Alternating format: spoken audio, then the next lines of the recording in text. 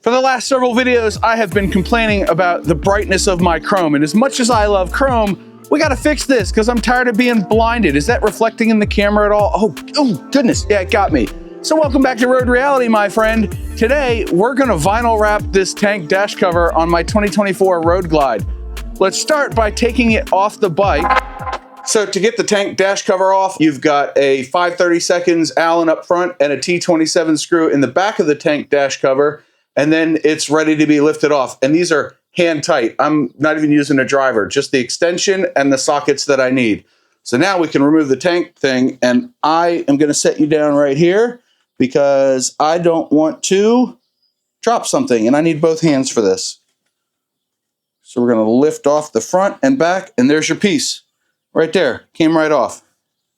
Man, that tank looks weird without a dash cover deal on it, doesn't it?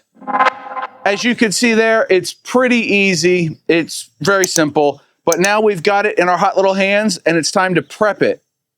So as you can see, I just kind of folded the rubber surround underneath. There's 3M or some sort of double-sided tape back here that holds this rubber gasket on, but there's a big hole in the middle. It's just a press fit ring that has a bit of a lip to it, a bead, if you will, like a wheel. So now I just need to clean it up and then we can apply the vinyl. The trick of it's gonna be this applique, which I believe is metal. I'm not really sure, but as far as I know, it's put on with double-sided tape, and removing it, yeah, see, there's no connections on the back. There's no screw holes. So it's gotta be taped in there, and if it's taped in there, that's gonna be a pain because you're gonna just destroy it, I think. That's my opinion, when you try to peel it off of there. So I'm gonna try to wrap around that. And before I get started, two things. One, hopefully this is successful. I've never done any kind of vinyl wrapping like this. Used to do windshields years ago, but like the top tint things. But other than that, I haven't touched vinyl in a long time. And I will leave links to everything I'm using in the description below, because maybe you want to do this to your bike too. It's going to be about $50, $70 instead of $200 to $500 for a replacement one. Look, shiny. Ooh, shiny. All right, we got the Windex and a paper towel. Let's clean this thing off. And I have laid down a towel so I don't scratch the chrome or the ends of the piece here. No need to screw anything up. We're just gonna give it a nice little wipe down with the Windex. Hopefully get any smudges and stuff off. There's no scratches. I mean, this part's only been on the bike for a little over 1,000 miles, right? But man, it's driving me nuts with the chrome. Like just the reflection. It's a beautiful piece. I mean, don't get me wrong, it's beautiful, but it needs to not be so shiny. And that's probably a little too much, but that's okay. No big deal. So I picked out some vinyl wrap, some vinyl, got it on Amazon. I got a section that should be just big enough. There we go. And this is what I picked. Automotive film from, I think, Vivid. Let's take a look at it.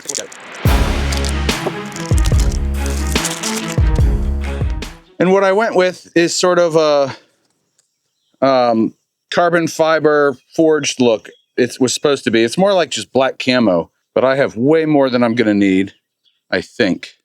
Holy crow, yeah, that's a lot more than I need. I'm gonna have to get something to cut this with.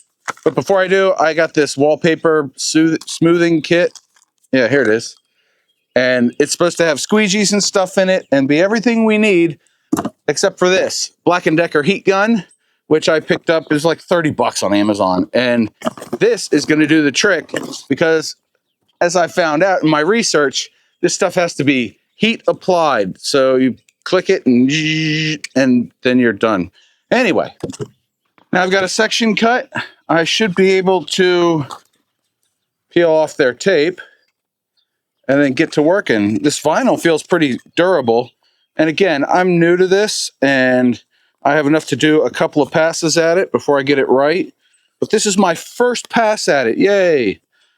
I really don't like that extra shiny chrominess in my eyes when I'm riding. And hopefully this was supposed to be more matte, but I don't know. It's going to be kind of shiny. Hopefully it breaks it up just enough. So now we need to apply it to our nice clean surface. And I could probably trim this further, but I'm not gonna.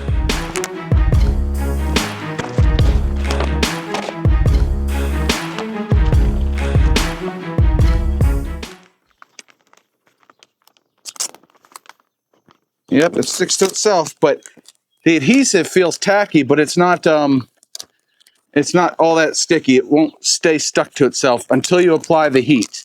And it doesn't have to be perfect. It just has to do the job I'm asking of it. So,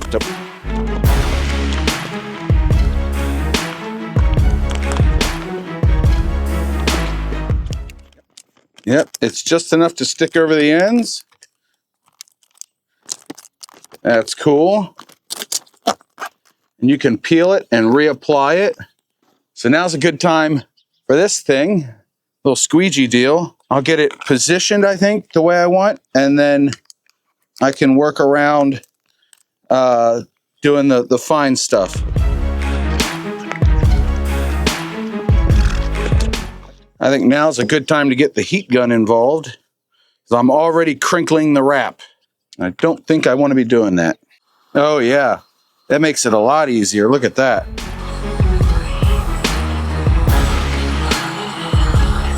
Yeah, I have it on the low setting.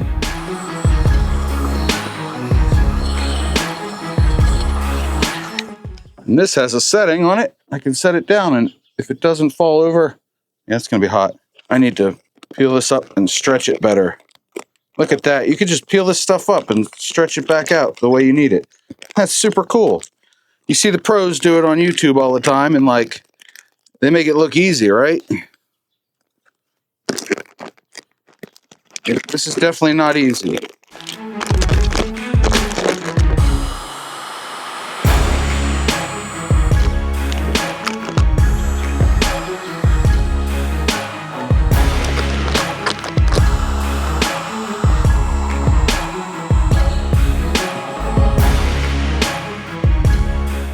I mean, I'm asking it to do a pretty complex shape here, I think.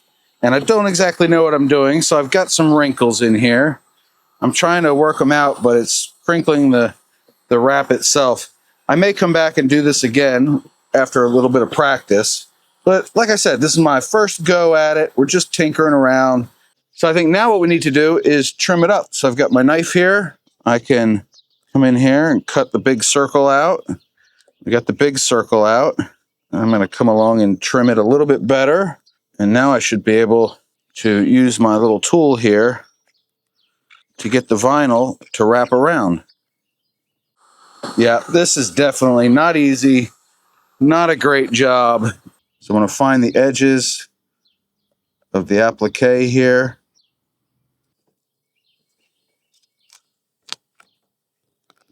There we go. We got that exposed. So now I'm going to come in and try to fill this area in as best I can. Get it nice and stretchy. Ooh, that's hot. Use the tool, John. All right, that part's done. Now comes the most difficult part, and that's going to be trimming around the edges and trying to flatten those out a little bit.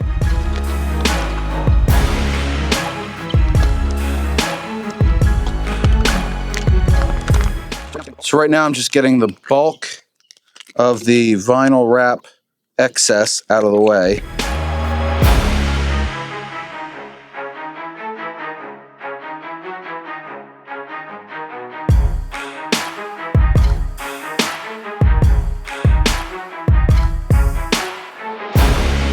I was hoping to tuck and roll this vinyl around, but it doesn't look like that's going to happen because of that rubber surround piece. I could just wrap that too, but I'm not going to. What I am going to do is heat up this end and get this wrapped around. Yeah, like that. Yeah, we're going to work one side and then the other, and I'm going to try to smooth this out while applying a little bit of heat. Yeah, that seems to be working out nicely. Okay, we got that. That's sort of sticking in here, this area here. Yeah, right in there. It's hard to do it one-handed. You know what? It did mention this in the owner's manual of the gun. You can go like this. Oh my gosh, the metal gets hot underneath. Let's work on this side a little bit.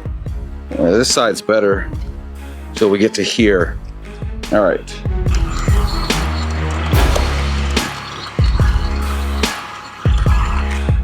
I guess if you work with this stuff for a living, you just get used to hot hands all the time. Luckily, it doesn't take a ton of heat to get it malleable, and that's a bonus. Whoa. All right, so the last step of this is going to be to apply pressure everywhere. So I'm going to use this, and I'm going to burnish it in with the felt end, and that should activate the adhesive. And then I'm going to hit it with the heat gun again on high.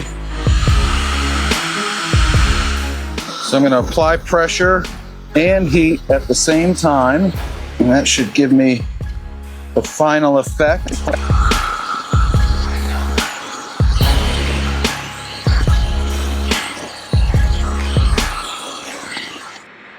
All right, now that that's done, we need to trim the edges better. So I already got this and this trimmed. I need to trim around the rubber surround, and I don't want to cut through it. Wow, that actually peeled up over there, didn't it? I cut off too much. Hold on. That's a bummer. Luckily, this stuff can be stretched. Fudge, that's hot. Hotsy-totsy. There. That's good enough. Okay, so fold it over here is good, but then we have to find a way to trim without cutting the rubber. I should probably start at this end here, get rid of some excess.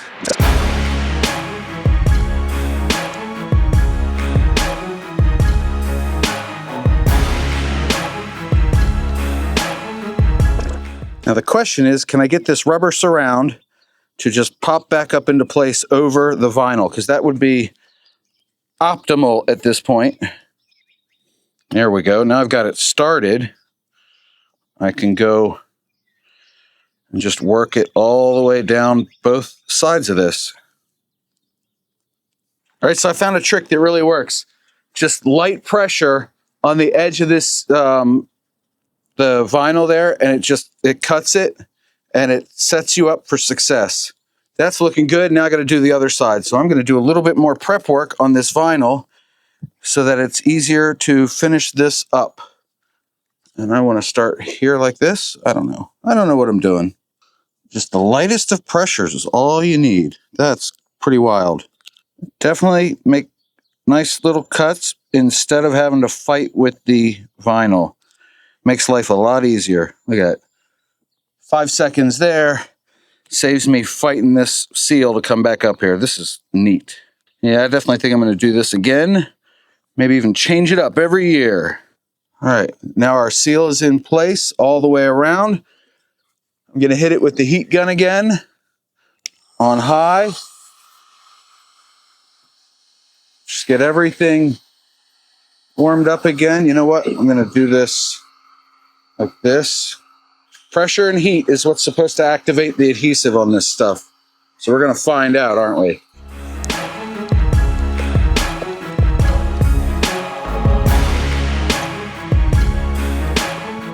All right, now we need to put our rubber gasket back in place. It should just be a press fit situation. Come on. Ow, fudge, that gets hot. Woo. And there's our finished product. Look at that. It turned out half decent. I mean, is it perfect? No, you can see some chrome here, you can see some chrome there, but for a first try at this, like, I'm kind of impressed with myself. So, as my dad used to tell me, a man on a galloping horse will never know the difference. So look at that. So now all I gotta do is, I guess, pop a hole for the 2 screws and let it cool off. I'm gonna let it cure for like a day. I'm gonna let it sit out here in the sun all afternoon, and then in a future video, I will see how it is. I'm not going for a ride today. Ah, boy. Anyway, this project was a lot of fun. Thank you for coming along with me. Anyway, again, if you want to try it at home, I will leave links below to all the stuff that I bought for this. None of this is sponsored or any of that kind of crap. I've paid my own money for this stuff, but I kind of dig it. I think it looks different, and nobody else has one like this. So, yeah. I think next time I'm going to do a better job of cutting it. Anyway, that's all I got for you today. Thank you very much again for watching. Go check out this video, and don't forget your 2 mantras. 1, you have a 100% track record of making it through a bad day, and 2, do something nice for yourself every day. Maybe it's trying your hand at vinyl wrapping. Bye.